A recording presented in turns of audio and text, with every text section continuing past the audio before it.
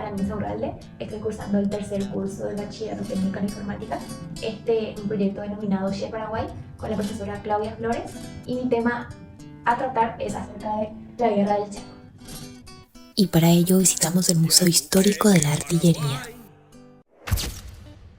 La Guerra del Chaco es la denominación del conflicto bélico entre Paraguay y Bolivia, liberado desde el 9 de septiembre de 1932 al 12 de junio de 1935 por el control del Chaco Boreal, en donde Bolivia aproximadamente movilizó 250.000 soldados, mientras que Paraguay se estima que movilizó a tan solo 120.000 soldados. Y para comprender cuáles fueron los motivos de esta guerra, tenemos que remontarnos al pasado.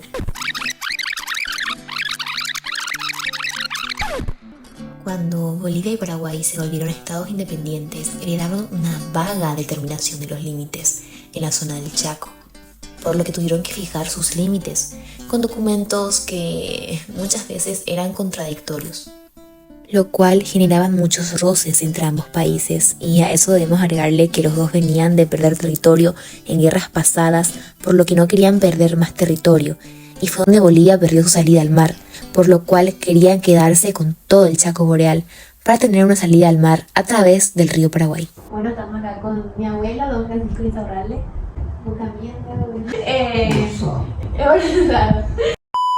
Es una historia viviente, nos va a contar un poco de lo que su papá también le contaba en la época de la Guerra del Chaco. Vamos a estar hablándoles un poco acerca de las experiencias o el conocimiento que tiene acerca de este tema. Mariscal José Félix Estigarribia Insaurralde, comandante en jefe del ejército paraguayo en campaña. También, abuelo, visto que tenés la imagen del mariscal José Félix Estigarribia Insaurralde. Sí, yo tengo la foto de él, amigo, que él es primo hermano con mi papá.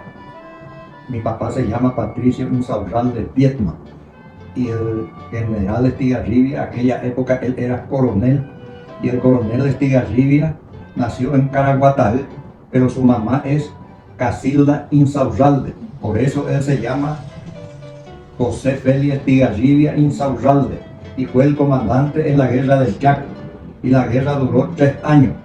Después de morir ya a él se le puso ser mariscal, porque tuvo un accidente de aviación donde murió con su señora esposa y el piloto, que era de Quindío. El presidente cuando eso era Eusebio Ayala, y ahí él consultó con todos si quién sería el comandante para la guerra del Chaco, porque ya se avecinaba la guerra. Estos bolivianos ya venían hasta el río Pilcomayo, y él vino y dijo el monseñor que el más preparado para ser comandante es el coronel Estigarribia. Tuvo mucha preparación y trayectoria para poder ascender a ese cargo. Con mil gusto, así era el coronel Estigarribia. Don Patricio Insaurralde, zapador en la guerra del Chaco.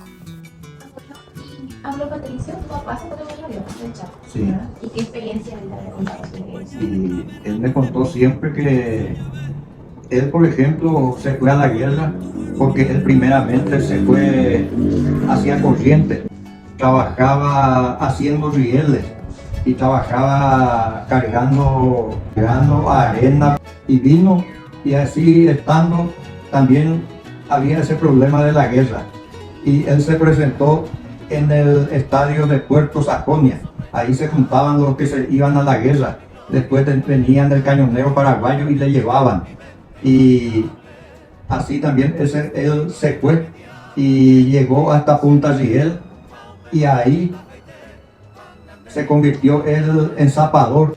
¿Y zapador qué es, abuelo? Y zapador son gente que trabaja, ponerle en aquella época porque no había los caminos, nada en el Chaco, y los zapadores tenían que abrir el camino, hacer picadas. Ellos siempre se iban adelantados, y después en un lugar se quedaban, hacían la trinchera, sacaba tierra y ponía ahí, los soldados entraban y con el arma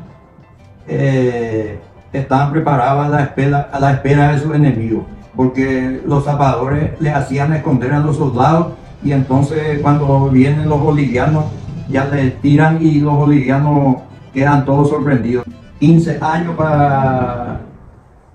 por ahí, o 15, él nació en 1915, y se preparó, se fue. Pero imagínate que tenga 15, 16 años, muy joven se fue, 17 inclusive que tenga. Exactamente. La edad de mis compañeros, por ejemplo, tienen 17 años. Sí, y así. Estuvo, no recuerdo bien cuántos años, porque vino del avión una bomba, explotó y le afectó la cabeza, esa esquirla de la granada. Cada combatiente son estos trozos de metal. Juegas ahí en la famosa esquirla. Y en la época de la guerra de la Triple A se le llamaba metrallas. Estos son los pedazos de metales que al reventar la granada se esparcen en el campo de batalla y son los que causan daño y muerte al soldado combatiente.